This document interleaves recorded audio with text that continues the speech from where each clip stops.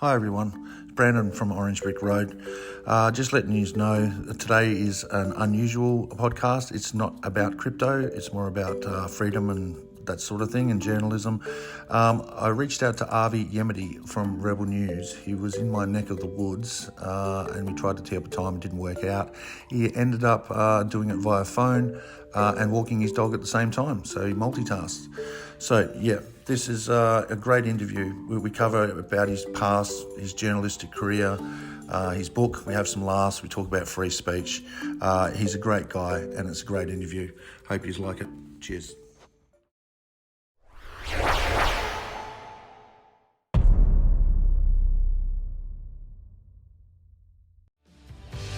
It's Edge Radio Australia. Malloy with you, but someone has snuck in the building. Oh no, he's going to kickstart that hard. He really is. No, mate, I'm very excited to have you here. Very good intro. I would love to tease you. You like that? Yes, I do, mate. I thought it was pretty slick. I liked it very much. The high levels of professionalism on this channel. It's just brilliant. We've got someone now. Brandon's here. He's not normally here, of course. Today. Yep. Normally, we put up with each other for the old crypto hour of power on a Tuesday. But you've got a special guest on the phone, mate. Yes, I have. I've managed to wrangle him. Oh, I love it. Yeah, we've been backwards and forwards for a few days. He was in Perth for a bit, and I just reached out to him, and he's kindly agreed to come on this show. Today's show is going to be a little bit different. We won't be covering crypto. It's more sort of a political and just the state of things, really. Sure. Some people might know him. He's quite well known around the traps. He gets around. He does. He does. He's a bit of a rebel, no less. Well, first off, I'm just going to... Hi, Avi. Avi, how are you, mate? You there? Hey, yo, guys. You all right, brother? I'm good. Just out here in Melbourne walking my dog. Oh, good to see you getting your exercise. Be careful. Are you sure that's sanctioned exercise there in Melbourne, mate? I wouldn't want you to, be too far from home or have a visit from your friends. My dog's got a mask on. Well, safety first, mate. That's right. Safety first. All right, well, before we get into it, I'm going to just do a little bit of a fanboy rant. Okay. All right, Avi? Go for it. Cool. Well, first off, this is my fanboy rant, and I do want to get it out of the way. This is what I love about doing this show and also my podcast and that sort of stuff, is I get to interview and actually talk to people that I admire, and to actually get to pick their brains. Nice. Which is absolutely brilliant, which helps me out. But, basically, I've followed you since you were just, I don't know, using a little camcorder and a mobile telephone, and then I've sort of seen your journey from just you turning into this media mini empire, and now you're with Rebel News, which I want to go into that whole process soon. But what I did want to say from the start is, to me and a lot of people around me view you as the true definition of journalism, especially in today's day and age where it's sort of descended into a socialist dystopia through the mainstream media. So I've just seen you do an absolute amazing jobs, and your bravery is just outstanding. Like, you stand up to authority in a big way, So just wanted to just let you know that just big ups, mate, and just full on respect. And for our community, you do so much, and I don't think you get enough credit, for what you do. So there's my little fanboy rant, mate. I appreciate the kind words. It means a lot. That's the truth. Well, he's certainly building your ego up, and he doesn't do that for me. So I feel like I'm not going to want to get off this. We'll hold hands. We'll sing Kumbaya. It'll work. Yeah, and for those that don't know who Avi is, I mean, you really should have a good look at yourselves. All right, there's a start. That's right. So I'll just give you a few little stats, and correct me if I'm wrong. But I did just drew these up this morning. Is on your YouTube channel you've got 830,000 followers. On your Twitter you're 500,000. On your Facebook's 225,000. So you're getting out and about, mate. He's popular. Yeah, you've built, and like I said, I watched you build this from nothing. Well, let me make it easier for you. For those that don't know, go and read my book. Yeah, there you go. rebelfromthestart.com. You can get it there, and you can hear all the lovely things he said, but probably not as kindly put. Yes, I've actually ordered that book, mate. It pays to advertise. I like that. Yeah, shill away. So anyways, on this show, we like to ask the hard-hitting questions, all right, because that's who we are. Just wondering, mate, why are you a white supremacist Nazi Jew? And how does that all fit together, mate? Because it just comes so naturally. It's funny. We laugh about that, and I guess some of the less kind things people say about me are laughable, and that's probably one of them. And if you've been following me for that long, you'll remember back in the days I used to do a lot of that work with a kippah on my head, so the Jewish skull cap on my head. Yep. Not because I'm practicing. I haven't practiced for many years. My family's ultra orthodox, but I used to just do it to bring people the vision of a clear brown Jew who's being mobbed and yelled at and shouted down by generally white uni students, and they're screaming, "You Nazi, you Nazi!" And the visual of that was just so funny because it just made no sense, and they couldn't see the irony in it. But the millions of people that watched it always could. Yeah. Well, the left don't seem to have a real grasp of a sense of humour. Let's be very honest, right? They just don't get it. No. It's weird that they don't, because they are particularly funny. It's so true. That's very true. What is that saying? The left can't meme? No, they can't. But they are the memes. Very true. All right, Avi, I really would like to know, I know a little bit about your background, but if you can sort of start, your independent journalism, and then how you got into independent journalism, then we'll go into, how you're in the Rebel News and that sort of stuff. How am I meant to sell my book if I'm giving it to you guys for free? Think of this as the Whitman sampler, okay? Just give us enough that we need. We've got to buy it, okay? And to what more? Yeah. More. Exactly. Keep them hanging, mate. So how much is that book, and what was that website again? rebelfromthestart.com, and for $28.90, I think. Bargain! It's yours at your home. Anyway, so I was born, actually, I'm the 10th child of 17 kids. Wow! Parents didn't have a TV. Okay. Sorry, I'm giving commands to the dog. Come here, Winnie. So I was born the night my family moved from Sydney to Melbourne. So my first the first 8 siblings, they were born in Israel. Right. My dad's Russian Polish, but he grew up here in Sydney, and my mum's Yemeni Israeli. So I was born the night we moved here. I'd ultra Orthodox family. I kind of rebelled. Imagine that. And at about 14, I lived on the street for a few years. Wow. I was given an option between religion and finding my own way. And it was a different time. It wasn't like today where you just had the internet. I grew up in a very closed community where you knew who you knew from within the community, and beyond that, you kind of it was all new. Wow. So I didn't know a lot of things, and I got quickly educated, and so I had a rough teenage years, battle with drugs and petty crime. Right. So, I'm sorry, I'm puffed up. My dog's making me walk too much. And at about 18, I'm skipping through a bit, but at 18, I joined the Israeli Army. Right. From rehab in Melbourne. They didn't know that part, but no, Winnie. Jeez, mate. You didn't put that on the recruitment form? Current occupation in rehab. Yeah. It was funny. I had my social worker kind of drive me to the meetings, and it was all a bit, I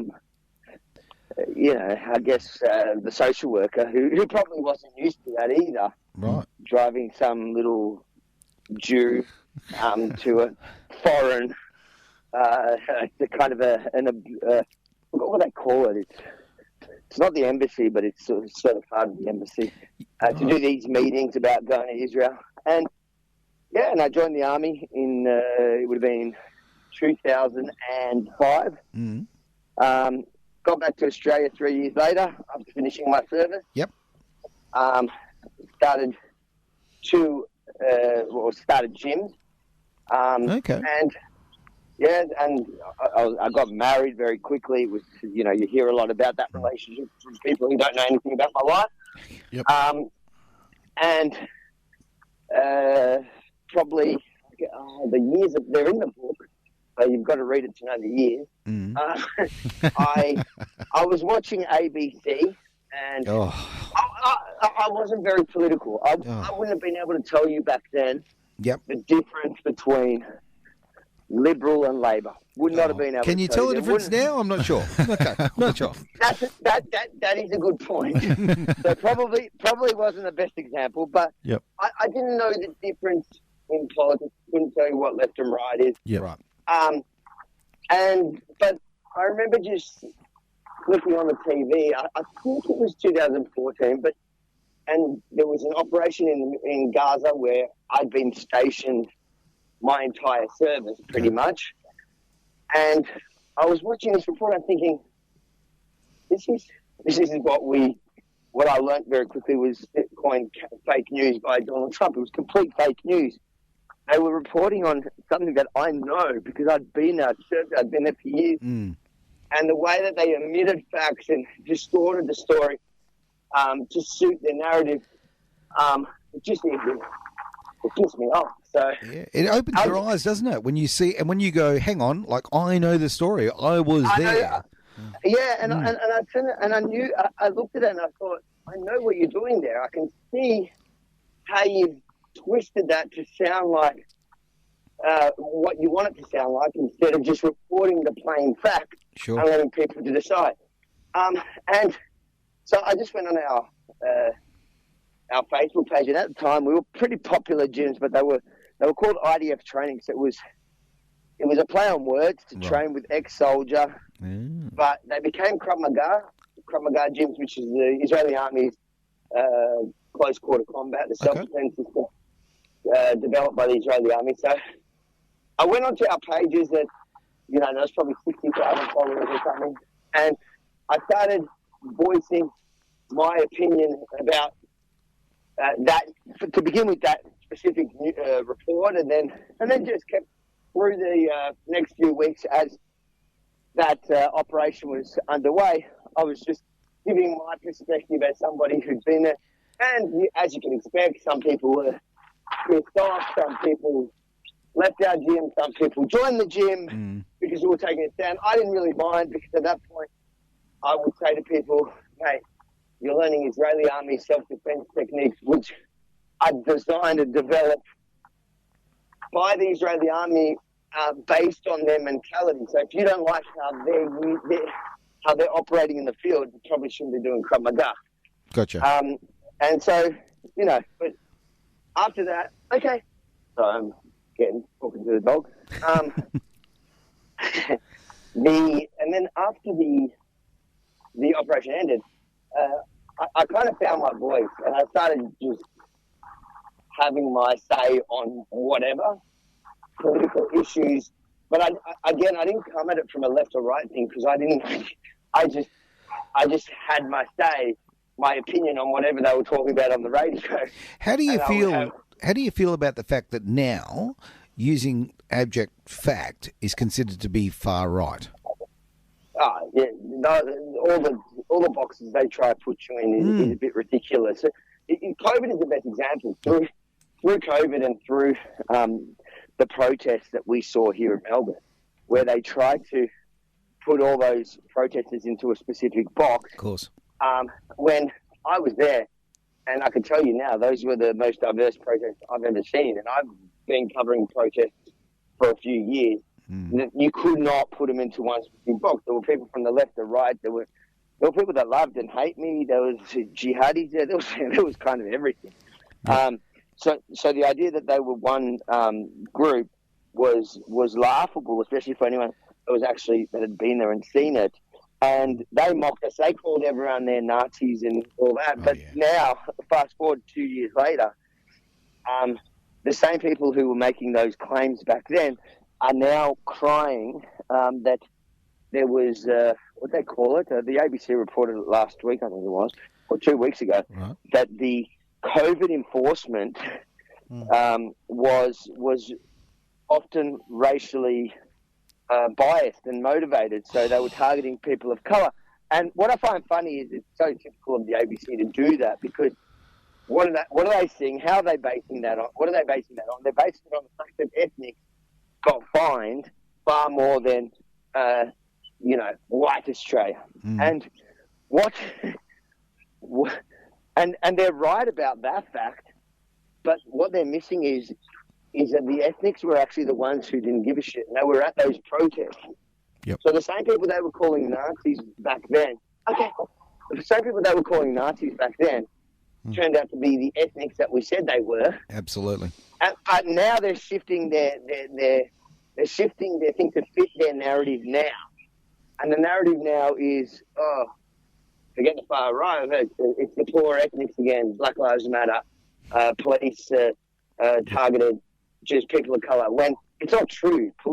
Some police in that period were just on a power trip. Absolutely. And then a lot of ethnics who came from countries, or their families came from countries where they fled this authoritarian kind of behaviour and policing. Yep. They couldn't give a shit. They were the ones standing up. Oh, absolutely. This is exactly. We saw so many people. I spoke to so many people who came from generally a lot from Eastern European countries, and they get it. Europeans as well. Yeah, they just got it because they've seen it before. This is nothing new. This is Spanish, the Italians, Argentinians, you name it, like South Americans. Yeah. And it's so funny that you've got this incredibly diverse bunch of people. As far as I don't care. Everybody's of different colours, background. Who cares, right? And ultimately they're trying to say they want to give everyone a label, and I found it quite ridiculous that. Yeah, go on. Sorry. No, sorry. I'm talking to the dog again. Oh, there you go. I'm very obedient. Okay, I really am, Avi. I've trained the dog so well that she won't cross the road. It's a tiny little cavoodle. If anyone listening, don't get excited. I've got this tiny little cavoodle that's walking there, and I've trained her so well, all the neighbours are really impressed, because I get to a road, she'll sit, and she'll run, but I have to give her the command, okay, and I'm trying to do it quietly, but it seems that every time I say it. It's all right. Look, Avi, I'm just going to tell you this. I'm sitting because you told me to sit. Okay, simple as that. Okay. We were standing. Oh, dear. All right, well, we're rewinding back. First off, if anyone's listening to the ABC nowadays, something's wrong.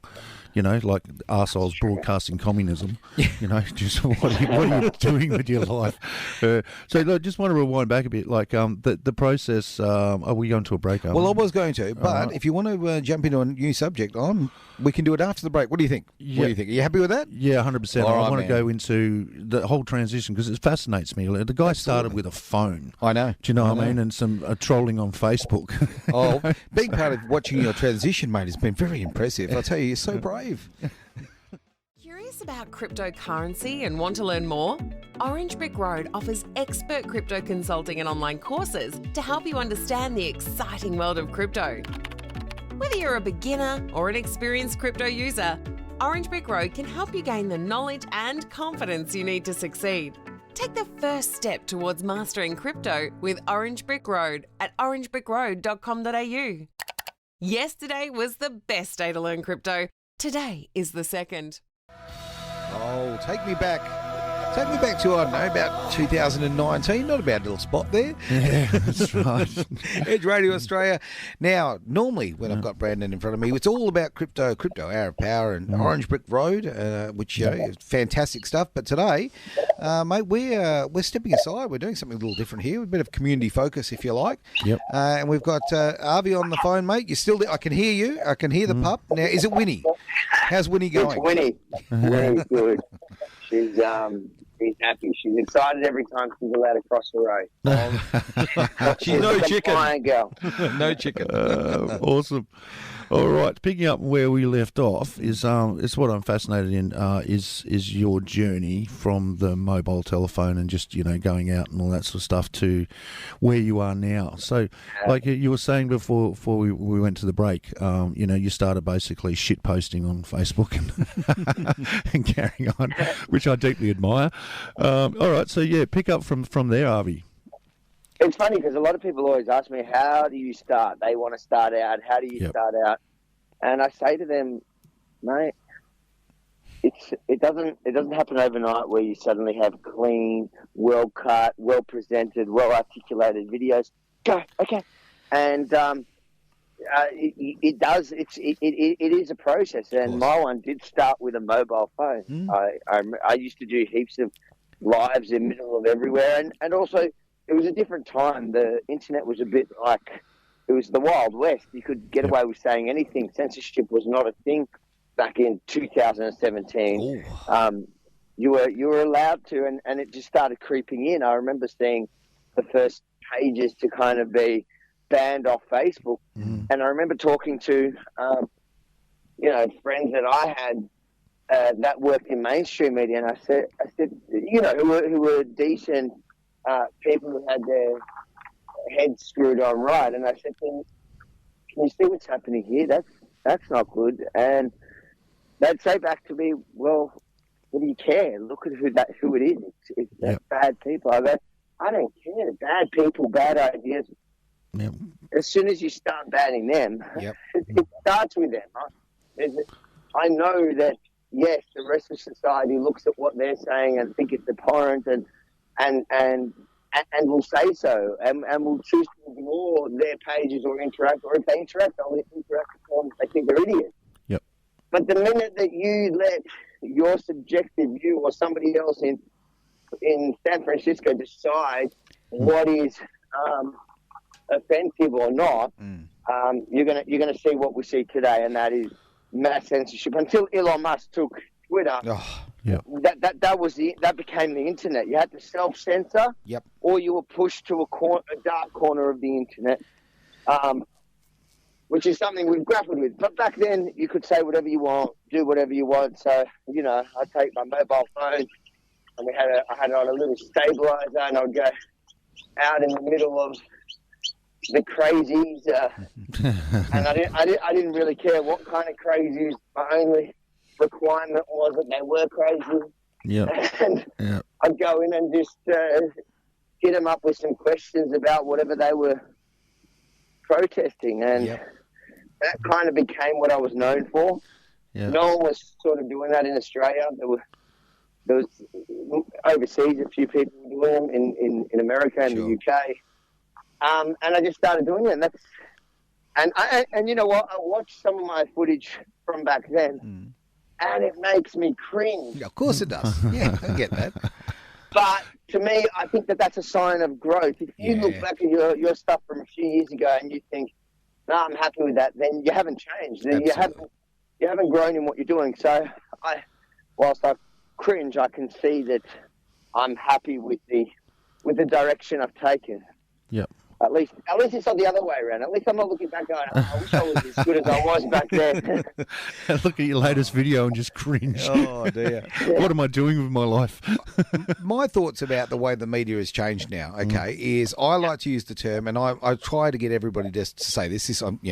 Aaron's pushing this on the world, but I like to use the term corporate media, not mainstream media, the corporate media, right? Because now, in my eyes, honestly, that when you look at the younger demographic, people are not getting their news watching that idiot box anymore, right? Yep, correct. Yep. Well, see, that's what I wanted to ask you, actually, and I've got it written down on my notes, is, you know, when we're saying that the mainstream media has now all become propaganda, Yeah. right? Now, I've been thinking, well, has it always been propaganda? Yeah, You know? I think it always has been, but I think that they've controlled the narrative the whole time because Exactly. there was no social media. Yep. Yep. There was no way to challenge them. If you wanted to tell your story, you had to get onto a mainstream media platform, a commercial media platform, a legacy media, whatever you want to call it. Yeah. You know, I agree with what you're saying. I don't mind calling it mainstream media because everyone knows what we're talking about when we say that. Gotcha. I don't overthink the word.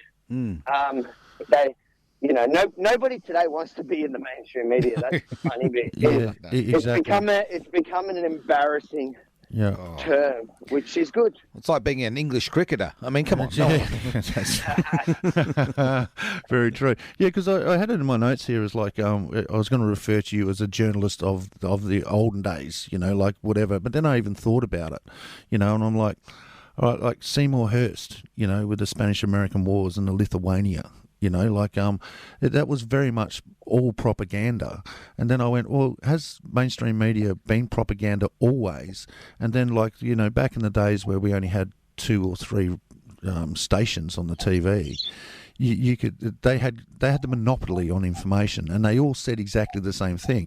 And the mainstream media they all repeat the same thing. You can literally flick from one to another, even use the same words, the same sentences, the same references, the whole 9 yards. And I think the internet. The thing is, anyone who knows how the media operates, even when it's not a conspiracy, even when it's not that they're reading the WEF script, what they are doing is they are reading media releases. So, see, the funny thing before I got into all of this, and I still own the gym, that's how I learned how to play the media, because I ran gyms. I had one gym first in corporate, and then we had another one in the CBD in Melbourne. But back then, my gyms we had a story on our gyms in the mainstream media almost weekly. Okay, and I learned how to do that because I realized, and that's what PR companies get paid millions of dollars to do, is I realized all you got to do is create a story that's newsworthy, so based on the current news cycle, pump out a press release, throw in some,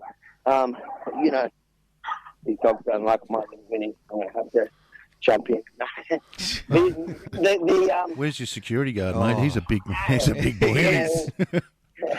But yeah, so the media's really lazy, and if you give them a story in black and white, they all read a good press release. They do. The media just read it, so that's why they're saying word for word off the same thing. Is they're reading a government press release, they're reading a corporate and enterprises press release. They're just reading the same press release when they run their story on it. I'm so glad you've said that, because that is something I've actually tried to explain to people. And, it's just, unless you've seen it and lived it, you don't realise how pre-prepared this is, you know. And that is, you're spot on the mark, why there's these PR companies, these spin doctors. That this is how the system works. Yep. Absolutely. And it's if you have a product or a company that you want to get attention for, you go to these PR companies, you pay them millions of dollars. I just figured I hacked it myself because I couldn't afford that money to pay for it, and I'm also a Jew, so even if I could, I'd rather save my money. But I worked it out, and it's not that complicated. It's just about understanding how the media operates, and that's why it's just such rubbish. And I realized that I became this expert in, counter-terrorism from the mainstream media. What was my credentials? Okay. My credentials were that I served in the Israeli army as in infantry, hardly a counter-terrorism expert, and that I owned 2 Krav Maga gyms, hardly a counter-terrorism expert. But they would come to me for comment about everything because I created this persona for them, and it suited what they wanted. They wanted somebody that's going to say outrageous stuff, and they go shopping for them, so they'll call you. They go, so just wondering what your thoughts are on this. And if you're savvy and you know what they're trying to get at, if you want to get your brand that attention, you just kind of say what they want to hear. Yeah. And that's what's happening everywhere. So, you know, when you hear experts, that's what people need to, you need to critically think. When you hear experts talking about whatever subject, just remember they shopped for that expert Yes. to take the angle that they want. Yeah, that's very, very true, because you don't get very many dissident voices, you know. No. They really don't like that. I mean, look what happened to Tucker Carlson. Oh, yeah. You know, like, he's pretty big, you know. Just slightly. He's got a bit of a following. But I love the fact that, in my opinion, right now on Earth, the two most influential people are Tucker Carlson and Joe Rogan. Okay, Yep, sure. Okay. Now, both of those do not work for CNN. Yeah, that's right. Okay, they are out of the circle, and that's what's wonderful about it. And that's how. Tucker's even more beautiful, just because they thought that they could kick him out of the circle. Yes, exactly. And now he's just shown them that he's actually getting more views than any of the cable. I'd say he's probably getting more views than them all combined. Yes. Off just a Twitter. Yeah. Yep. For sure. And that's why they're hell bent on cancelling Twitter. They hate Elon. They hate the fact that he's given a place for people like Tucker. I don't know if you've jumped on Threads, because apparently there was 100 million sign-ups in 24 hours. But what they don't tell you is it's just people with Instagram accounts. No, it's not even bots. It's like they act like it's so amazing, but when you jump on Instagram and ask if you want to turn on your Threads, sit with it, and so then they call you a new user to Threads, but you're not a new user, you're just an Instagram user. Right. Okay. Yeah. So it's just, and I went on there just to see what's going on, and I opened it and I can see it's just a bunch of influencers trying to make a safe space like Twitter, but they don't really know how to operate. There's nothing. It's not going to compete with Twitter. It's all the people that are cranky that Twitter's about free speech, so they want their safe space to pretend like there's more than two genders and Can we get climate change is, I don't even know why they want another platform. We're going to die from climate change. That's right. That's right. We're all going to die. Can we just get rid of safe spaces? You know what? The world is supposed to be a dangerous place, right? Yep. Okay, natural selection. Let's get that back. Take the warning labels off things, right? Because honestly, this safe space carry on. You've got to have discourse. You've got to disagree with people. You will never grow as a human being if you just sit in your fishbowl and listen to the same opinions and people who agree and nod along. But have you seen these people that are arguing for safe spaces? Oh, yes. Yes. They will not survive in the real world. Right. No. Well, we were actually, Aaron and I, we happened to share, went to the same event just recently, 2 or 3 weeks ago, something like that, where they had, what was it, transgender, or what's it, story hour? Oh, yes, yeah. What were they? Drag queen story hour. Story hour. For kids. At our local public library. Of course. Yes. And when we went there, they had the ferals basically all fenced off, and they had police everywhere, you know, all standing around doing nothing. And just the vitriol and the insanity that was coming from these people. And that's sort of a really good segue. And you're talking about the people that are preaching tolerance. Yes, exactly right. Exactly, man. They're always so lovely. Yes. Look, I'm still going to maintain forever, and we'll go with your segue, but I'm going to maintain this very, very clearly. There are, I'm sorry, but I will step out of the old spectrum here and say there are 3 genders. I will accept 3 genders. They are male, female, and mental illness. Okay? That's it. That's all. I'm happy with that. That's a Cancelled. Yes. Cancel that man. Yeah, but see, that's the little segue that I want to go into, is like, because you actually, I mean, dude, you've got cojones, you know, like you walk into the middle of these people, and we're all standing back from these people and just looking at their complete insanity. I'll speak right? for yourself. But do you?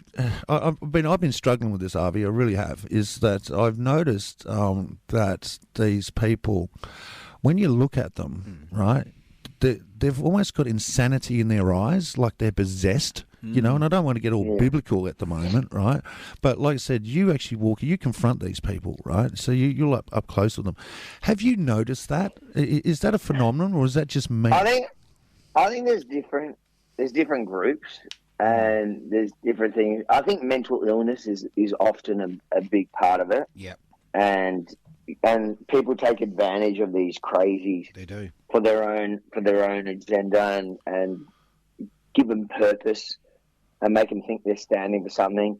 So whenever I go to these, the organisers are often in it for their own advancement of their own, whether it's a political career, whether it's whether they're making money off it, whether they just don't want to get a job. There's a lot of these people that just, the easiest thing, instead of going out and starting a family and working 9 to 5 to support the family, it's way easier just to care about everything in the world and be super kind and nice by punching Nazis. Yep. And you're part of a group. And there's so many misfits. Like, these people, when you see them, I think, how do you find so many weirdos and put them in one place? But that's kind of how they get attracted to each other, because they are weirdos that have never fit in anywhere. Yeah. They are often sad, and they're not very intelligent. And so it's hard to say. There are genuine evil people as well who join these groups for their own nefarious reasons. For so sure. I don't think there's one person or one type of person that joins these, but they do certainly all have something in common. And one of those things is mental illness. Yeah. The other is lack of showers. I don't know why that is a thing, but it really is a lack of, personal hygiene. You're right. Personal hygiene. They don't shave. They don't wax. They don't use neck cologne. People don't know this, but I'm a major germaphobe. Right. And that's the funny thing is, COVID was I was conflicted, especially at first. I was really excited when everyone was washing their hands and you're like, about time, people. and using alcohol on their hands, and because that's a fight that I have with my kids. Even before every meal, I'm like, "Go wash your hands." That's disgusting. I go off my head about that just because I'm a jerk. And then, so I was real excited about that until the government started telling me I had to. And I was like, I was like, fuck you. Oh, sorry, no, that's but you can. You go for it. I'm like, no, you're not going to tell me I need to what? Nah, give me some of those germs. And so it helped me fight my personal issues. That's brilliant. That is like. So you couldn't get a psychiatrist to talk you into doing that. You get the government say, you're like, yeah, fucking right on. I'll do the opposite. Exactly. For me, that's the way it works. It's just, if you want to get me to do something, tell the government to tell me I can't. Avi, I can't tell you how much I'm enjoying this because I'm the same. Now, I've been told for the last too many years that apparently I'm mentally ill because I wash my hands too often, right? Okay, apparently I'm too clean. That makes me a bit, whatever. The last 3 years I've become a superhero. Simple as that. Yeah. Oh, it's so ridiculous. And they've absolutely flipped on us. So look, one thing, I like to, if you get a negative, I like to turn a negative into a positive, right? And if anything we've got over the last 3 years, at least we've got people washing their hands. Thank you. I actually think there's a few positives that have come out of COVID. That's absolutely. One of them. I think the fact that, I've been doing this for a few years. You've been following me from before COVID. So probably 2017 is when I really started to kick off. And between 2017 and 2020, we were the crazy fringe. Yeah. Yep. And what COVID did, COVID just essentially, it just woke people up to the idea that, one, they're lying to you. Yes, they're always lying to you. And you don't necessarily have to agree with all my points. Just think for yourself for a second, because the government doesn't have your best interest at heart. They don't tell you the truth. They are manipulating you, and the media is helping them when it suits their agenda as well. So that is a major silver lining through COVID. So true. Is that people have woken up. The idea now that people are willing to take a stand against this crazy gender ideology and climate change, the crazy climate alarmism. The fact that the public is even The Voice. I think the fact that people are willing to take a stand against these crazy ideas is just because they're not willing to just fall for things anymore. So true. And that's COVID. Yep. Yeah, 100%. Like The Voice, I saw a clip earlier on today where the lady was actually calling for communism. Yeah, oh, well, you know, flat it's out obviously calling the answer. for communism. It's like, have you not read a book? I think the guy who wrote the whole thing for The Voice to Parliament, he's stated that we need to take and use their system and infiltrate it and use it to take over. So they're not even hiding it. No, that's right. You know, you've got to be blind, and that's the thing. That's what I'm saying. Is people after COVID are more skeptical. But it's damaging, like, causes that we had before, it's being damaged, right? Like, okay, I think I've got, gay friends, okay? Now, my gay friends are having a really rough time because they have been thrown in with the LBGTV6, HO community, right? Okay? Who are doing so many, well, let's face it, a fringe, okay, are doing all these crazy things. Now, they are causing division there, right? They are actually causing hate towards gay people, which, and these people are going, I don't even want to be part of this. Now, you've got women who can't be women anymore, so feminism's, it's all over because, let's face it, a bloke can be a better woman than a woman at being a woman. We can do everything better. Yeah, damn right, look at that. Look at that. But at every cause... Just not two things at once. That's right. We can either be a man or a woman. We can be one woman. I personally, I identify as a woman of colour. So there's a lot of extra opportunities for me now. I respect that. Yeah, thank you. I appreciate that. Yeah, you're so brave. Yeah, well, see, my It's probably how you got the job on this show. Do you know how I got the job in this show, mate? Honestly, I used to work for the other side, okay? In as much as large radio stations. And when all of this happened, I saw what was happening, and I had the Labor Party step in and start controlling what we could do, what we could say, all that sort of thing. And I went, right, no problem. You know what I'm going to do? Going to build my own radio station. And we went out there, got a couple of friends together, and spent every last penny, and we built this thing. And it's all about free speech. And you know what? It'll never be for sale, mate. Yep. Yeah, that's the way it's going to be. I think you've got to grab hold of your own destiny, and I think that there's something a lot bigger than just ourselves. So and that kind of the corruption of a lot of things, like the corruption of the mainstream media, the radio, newspapers, the schooling system, the university system, but there's also the corruption of the financial industry. But another corruption, obviously, is you're talking about climate change. Right. It's called weather. It's called weather. Yes, or the weather. My ex-wife, which we still love and adore, and we're still great friends and that sort of stuff. I mean, when I first met her, right, she was an environmental scientist. Right. Okay. She had an earring in her nose, and she didn't shave her armpits. Okay. She was a serious scientist. Basically a communist. Basically a commie. Right. And I've sort of red-pilled her slowly over the years. And hang on. You've been attracted to communism. Look at that, Brandon. I'm disgusted by you. I converted it.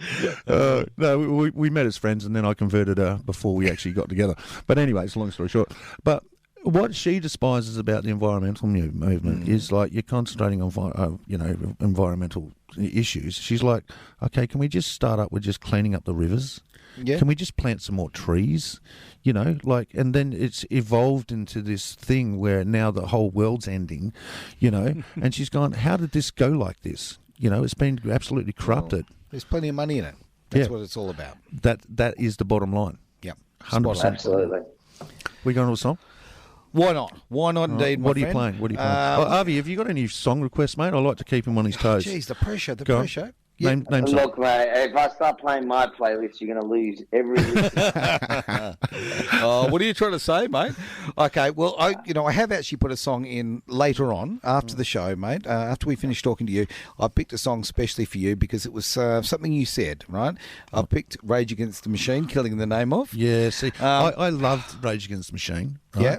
But they're fucking commies. I know. Right, You've they're got to be jabbed to go full to the on- concert. Yeah, man. Get that. He did a interview with Norm Chomsky, Right. which is a full-on communist. Right? Yeah. Yeah, and see, that's even corruption of music now. You know the guy from the Little Lion Man. What's the name of that band? Don't know.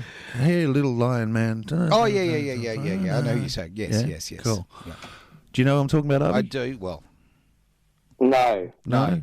But when I think of corrupted musicians and the infiltration of all this rubbish, I think of Roger Waters. oh. Yeah. He's just a clown that turns everything into Yeah. Well, I've just, political thing. And that's a problem. People Yeah. should, it annoys me when you like a musician or even an actor and you love watching him. Yep. Robert De Niro, I used to love him as an actor. Yes, And then that's he opened right. his mouth about Oh, politics, and I think, yeah. shut up! You've just ruined every good You have. movie I've watched. That's right, and I can't watch anything that he's on anymore. yeah. And I try not to. I try to separate the actor from Yep. their politics, and I do that in the real world as well. That's why I don't care. I can engage. My family. We have a really broad spectrum. We have really left wing, but to really right of me. And that's just in siblings. But the thing is, we can all sit down and argue, and everyone's quite loud. Would you imagine your shock? But There's no they shock. get- Zero shock on they- that one. But at the end of the day, we all sit down and we can have really passionate arguments, and the women come in to referee and stop us. But it's all done with love. Yep. At the end of the day, and that's what we're missing. So when I watch a show or something, I try to ignore. The only problem that I find these days, you start watching a show and it's really good, and you don't look at you look past whoever the actors are. You just if they're acting well, great, and then the freaking plot always ends up in Woke. some woke, weird narrative, and my head starts exploding. And my wife's she's not political at all. She doesn't, Right. She was really apathetic till we met, and now she tends to care more. But she's just like a typical, I guess, Aussie. Doesn't until COVID as well. Yep. Never really cared. Now cares more. But she's like, oh, just watch it. Just and enjoy it. I try to endure it, and then at some point I turn to her and go, do you not see that? Can you tell me? She goes, yeah, but who cares? It's just a show. I go, I care, because I think the messaging that they're trying to shove down our throats, and fine, I guess why I care is because I know I can see what they're doing, Yeah. but so many people don't, Yep. and they're manipulated and formed by pop culture. The way they think and everything in life is they think they're having an original thought, but they're just parroting Yep. some ridiculous shit that's been they've been programmed to think that way from being manipulated from watching stupid movies. That's why it's called or shows. programming. That's why it's called programming, my friend. Absolutely. Okay, very quick break. We're going to be a bit sneaky here. We're going to throw a quick little ad in, and then we'll be back really soon. It's Edge Radio Australia. Oh, just like Motley Crue. Brandon likes to talk over the end of the song. Yeah. Just conversation with himself. It's all good. That's right. Making mental notes in my mental head out loud. Love it.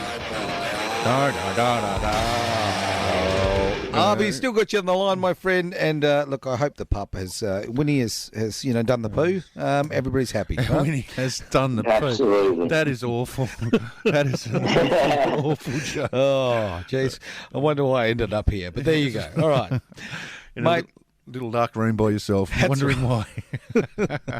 Now, we've still got Avi, which is fantastic, mate, and really massively appreciate your time. You are such a great bloke, and it comes across, by the way, when I see your films every day. Yep. You do really important work, and you get in there and do the tough stuff that so many people don't have the courage to do. So, big chops for that. Really thankful. But the most, I absolutely back up that sentiment. But the thing that I find the most curious about the mainstream media, journalism, and Avi, Yep. the contrast, Okay. right, is that when I'm watching mainstream, they seem fake. right? Yeah. But when you listen to Avi, right, he seems like a bloke you could have a beer with, right?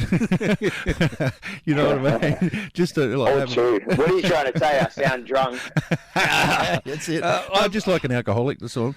Yeah, I gauge people that way too. I think, how would they be on the piss? Yeah, Absolutely. Hey, look, Avi, next time you're in Perth, just so you know, our studio, okay, I'm not saying we've got a problem, but we do have 2 bars within about 10 feet of each other. That's right. Could be telling a bit of a secret there.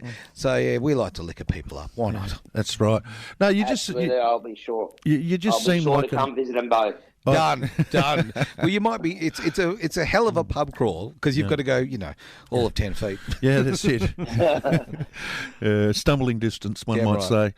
Back to that. You just like you can just tell that he's a normal dude. Yeah. You know what I mean? And he's not putting it on. He's not trying to be pretentious. He's not trying to be intellectual. He's not trying to be like a giant of the Fake. media. Yeah. He's not. It just 100% looks like a normal lad that you can just go to the footy with, eat some pies, and just yell at fucking the Collingwood supporters. You know what I mean? Because they're feral. I appreciate it, boys. I appreciate it, dear. and thanks for having me on. No, brilliant. And but when I'm before. in Perth, we'll cut. Yeah, go on. Yeah, 100%. Yeah, definitely. 100% when you're in Perth next, mate, look us up, give us a call. We'll definitely go out for a meal and a few briskies. But before you go, mate, just a bit of a shill for everyone, because this is also going out on the Orange Brick Road podcast. It goes out to my mailing list, that sort of stuff. So, hi, everyone, if you're listening. He's quite the tramp. Yeah, that's it. I get about, mate. I get about. So just a bit of a shill where people can get hold of you, your Twitter, your fascist book, that sort of thing. Yeah, you can. The easiest way to find me on all socials is you go to followavi.com. So follow AVI. Yep. FOLLOWAVI. That's how you spell it, I think. .com. Close enough. And you can get everything there. You got all my links there and my book and everything there. So, Buy some merch. Buy some merch. Yeah, and you got a book apparently, haven't you? Yeah, I've heard. Yeah, didn't you hear about the book? No, mate, it's new to me. Tell me all about it. It's a good read. I know you're about to have it. Yeah, Fantastic, 100%. mate. I'm going to jump into it. We might even do a review on it. I reckon Sounds we good. probably would. But, the old joke, where he said he's on everything. It's like, what do you give a man with everything? Penicillin. All right, good way to end. Brilliant, mate. Thank you very much. And as I say, we'll catch up when you're in Perth. We'll make sure we keep in touch. It's got to keep in touch. Absolutely. Yeah, 100%. Thanks heaps, Avi, and we'll talk soon, mate. Thanks, boys. Thanks. Bye.